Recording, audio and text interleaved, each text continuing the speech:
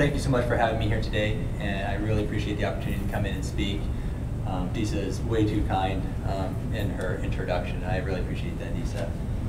Disa, about a month ago, came to me and asked me to be a guest speaker here to talk about sustainability. And it was a bit of a challenge because she said that I could speak on whatever aspect of sustainability I wanted. And there's this sheer openness of that stifled me, and I spent a lot of time thinking about it. I thought it would help if I asked what audience I would have, like who am I going to be speaking with? And she said, well, everyone, it's going to be on YouTube. And I'm like, oh, fantastic. I've got 20 minutes to say whatever I could possibly think of to an audience as diverse as the population of the earth. So I wondered a little bit, and I sat back and I thought for a while about who you might be. And a few things came to mind. First of all, you're a person who believes in the importance of thought. You're a person who believes also in the existence of interpersonal neural networks. And what I mean by that is that you believe that I can take my thoughts today and put them in your mind. And you also believe that your thoughts are important, and that you can take your thoughts and you can put those in the minds of others. You're also a person that values sustainability, who can see the big picture, who can see how we're all connected here.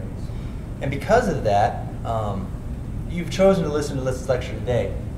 And because you value thought, because you value sustainability, I've chosen my first topic of today to be sustaining cerebration, which literally means sustaining thought, good thinking, healthy thinking. Because as I pondered the question, I realized that thinking is what precedes all other efforts at sustainability. Before we can even begin an effort to sustain something, it has to enter our minds. We have to realize that there's something there worth sustaining. The idea has to be born.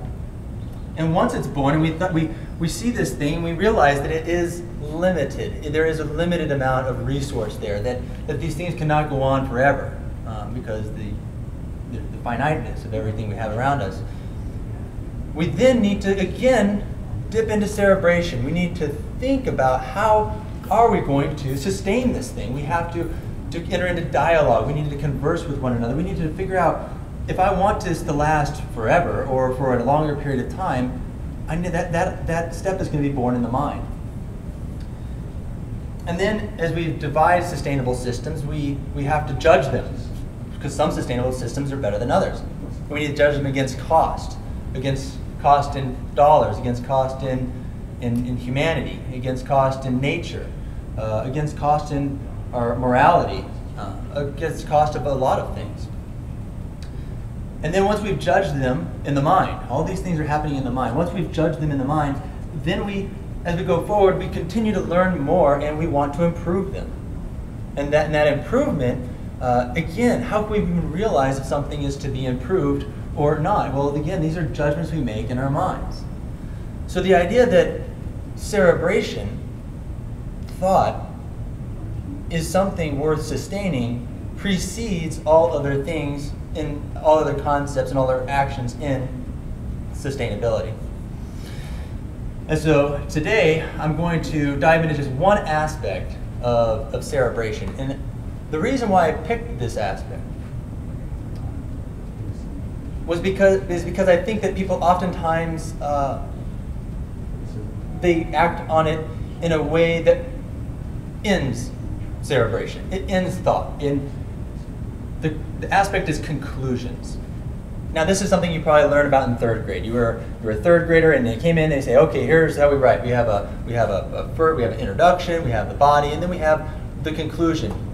And a conclusion is a part of the thinking process. We're going to conclude something at the end. But it being part of the process of thinking, it's worth revisiting now and saying, what is it about cerebration? What is it about cerebration conclusions in cerebration that can have a threat, and it can be a threat and it can be an asset to thought and to sustaining everything else? So the first thing I want to do is look at the word conclusion. What does it mean to conclude something?